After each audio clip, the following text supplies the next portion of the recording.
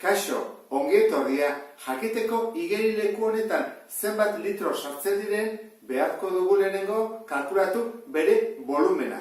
Eta hortarako bi bide daude.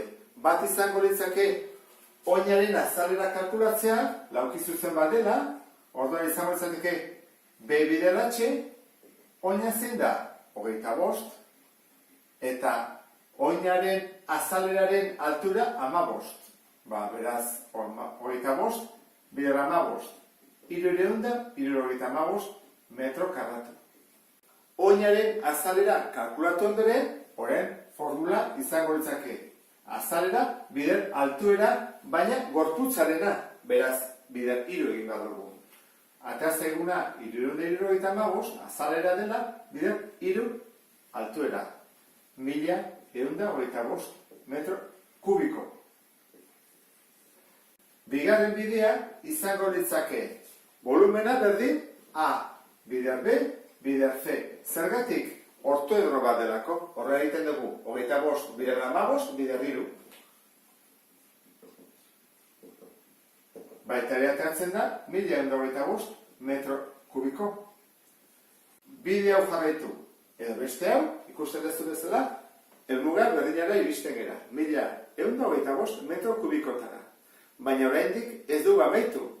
Esan digute zenbat litro sartzen diren orduan, metro kubiko hauek pasabarko ditugu litrotara. Eta litroak, gogoratzen zelan bezala, dira dezimetro kubikoaren baliokidea. Beraz, metro kubikotik dezimetro kubikotara pauso bat delako, koma mugitu baritugu 3. Eskubira, noski. Orduan da, 1125 eta koma 3, bat, bi, 3. Bat, bi, 3, beraz, sartzen dira, 1.125.000 litro. Gorputz geometriko honetan, egin beharko dugu deskonposatu. Ze honen formularik ez dago. Orduan, egin dezakeguna da, albo hau eta beste hau banatzen badugu, eta elkartuta ze ateratzen da. Esfera bat, zer da esfera erdi bat, eta beste esfera erdi bat. Orduan, izango nuke hemen, esfera oso bat.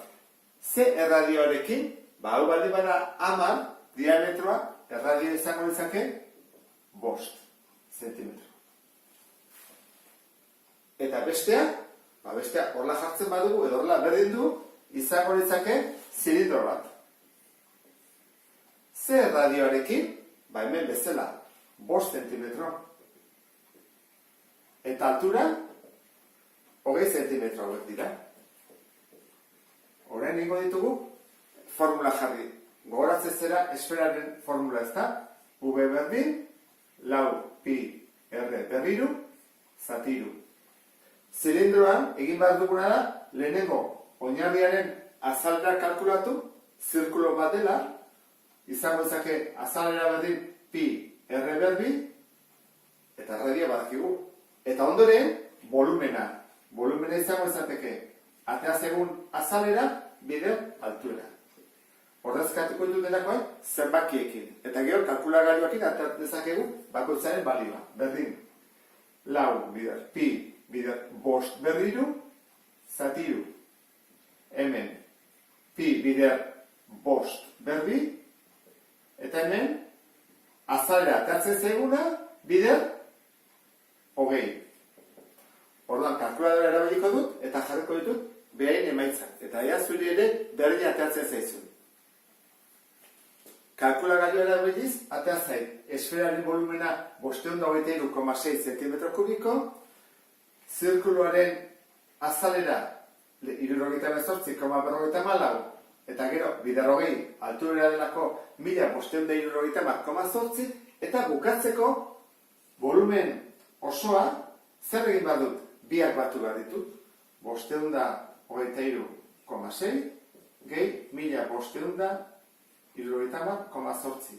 Eta nire akazet kalkulagailuan 2084,4 zentimetro kubiko.